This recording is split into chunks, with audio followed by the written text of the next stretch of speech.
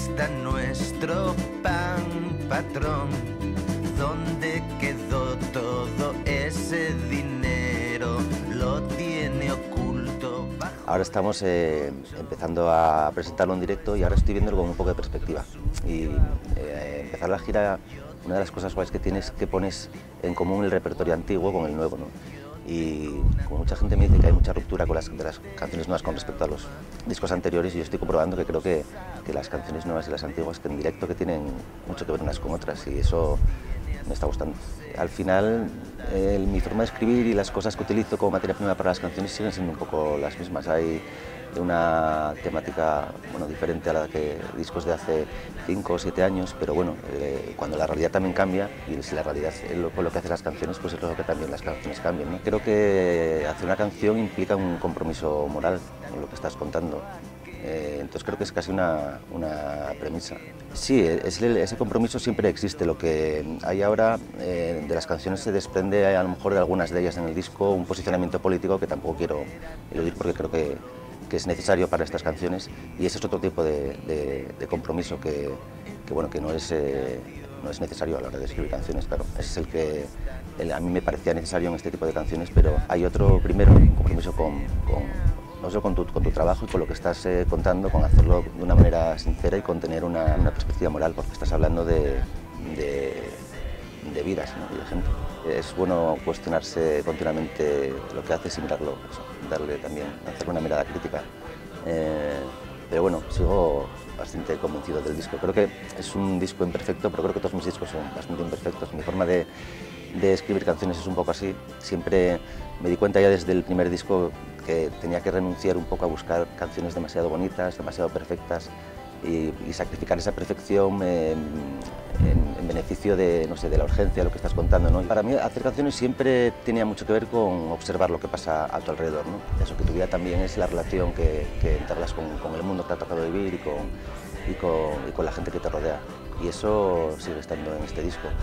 Eso es lo que creo que hace que haya una línea que no aprecia esa ruptura entre estas canciones y las anteriores. No creo que haya cambiado mucho eso. Bueno, yo no creo que hable especialmente de perdedores. Hablo de gente que está un poco sola y que está un poco...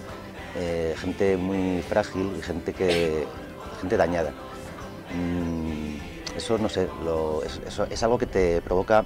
A mí, cuando veo a gente así, que es la mayoría de la gente, y lo observas en ti y en gente que te rodea, eso me provoca una desazón, que es lo que me impulsa a hacer canciones, ¿no?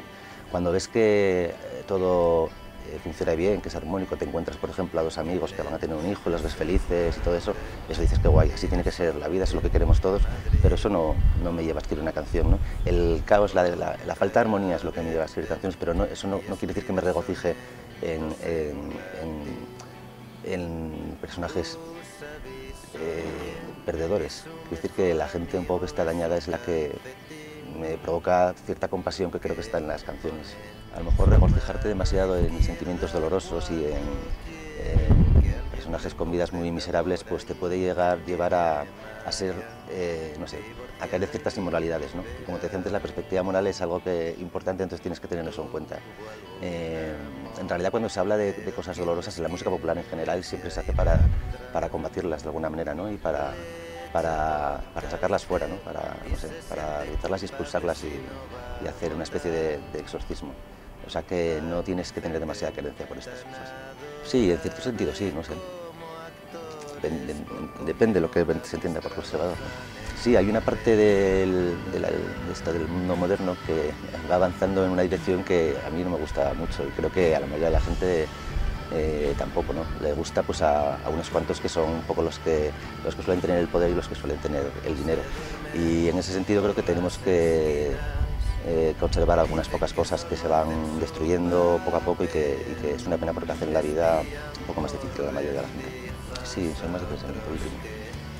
Por la noche, y eso que cuando me levanto por las mañanas es cuando mejor estoy más lúcido para escribir canciones, ¿no? Pero las canciones van dando vueltas en tu cabeza y por la noche cuando me quiero dormir, pues le voy dando vueltas a lo último que tengo escrito y así acabo durmiendo como una especie de autonanas. Le tengo especial cariño a la Villamanca. una canción que le tengo mucho cariño es al Ángel Simón, porque es una canción del primer disco que para mí era una canción muy importante y una canción que no esperaba que la gente fuera a recibir también, una canción muy larga, sin una melodía un poco rara, sin poca melodía, no hay estribillo, y ver que en mis primeros conciertos y todavía ahora cuando la sigo tocando que la gente la canta es algo que me sorprende y me hace mucha ilusión. Sí, me acuerdo que grabé una maqueta antes de hacer el primer álbum y me decía el chico que me grababa la maqueta: sus letras son demasiado largas, esto la gente, dice, desengáñate, la gente no escucha las letras, la gente otras cosas, y luego me di cuenta que no, es que estaba equivocado, porque la gente, por lo menos para la gente que me sigue, sí que escucha las letras.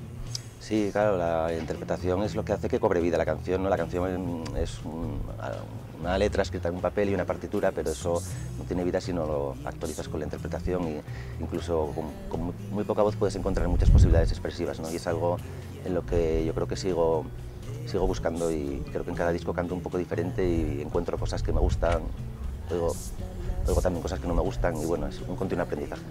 Se puede ser pesimista con el mundo, pero a la vez estar ilusionado con cambiarlo. Creo que para que el individuo sea de verdad libre, necesitamos ser libres también como comunidad. El individuo sin comunidad creo que no es un ser insatisfecho. Sin poder dejar de mirar esa mancha oscura que allí nos dejaste como herencia y recuerdo.